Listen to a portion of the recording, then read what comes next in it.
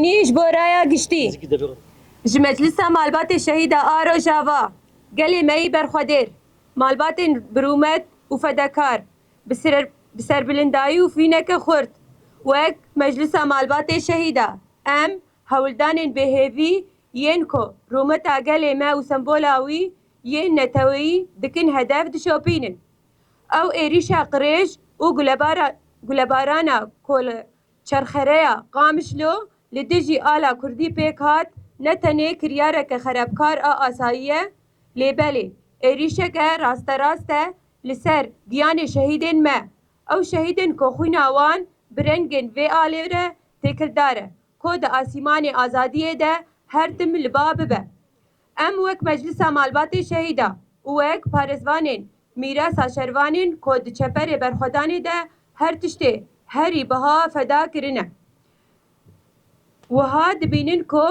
او گلین کل چرخره قامشلو بر به آلا موه هاتنه تقاندن گلین کینینه و جیانه که هفبش و وینا گلی هرمه یا جبو آزادی و رومتی دکن ارمنج لسر وی بنگهه ام جبو رایا گشتی وان خالن لجیر رادگهینن یکم آلا کردی نتنه سمبولا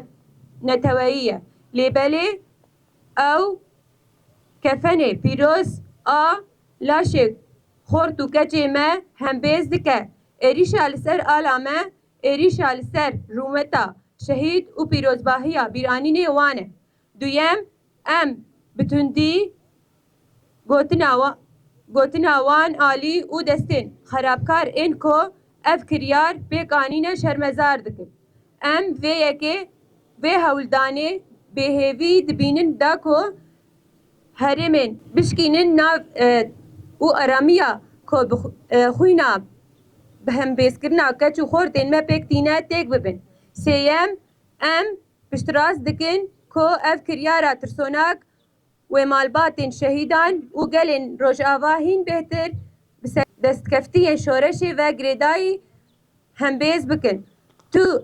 هیزی نکارن وان آلین کو به فدکارنا کچو خوردن ما و هوالن وان هاتنه هلدان بین خواره چارم ام بانگل آلین پیوندیدار و هیزن اولکاریا هندرین دکن کو بدسته پولا لدجی هر کسین کو دخوازه دستکفتین بکه سر سمبول نفدولتی کردان و خرابکاران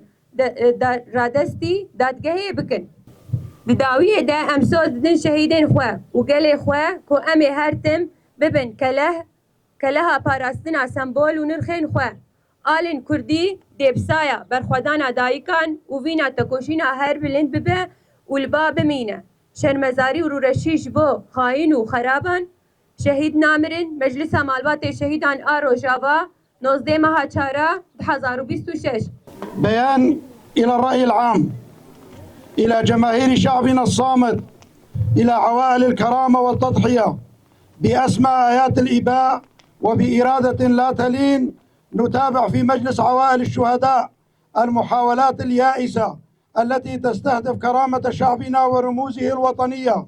إنما جرى في دوار زوري سابقا دوار قامشلو من الآن وصاعدا من اعتداء آثم وإطلاق نار استهدف العلم الكردي ليس مجرد فعل تخريبي عابر، بل هو اعتداء مباشر على أرواح شهدائنا الذين امتزجت دماؤهم بألوان هذا العلم ليبقى مرفوعا في سماء الحرية.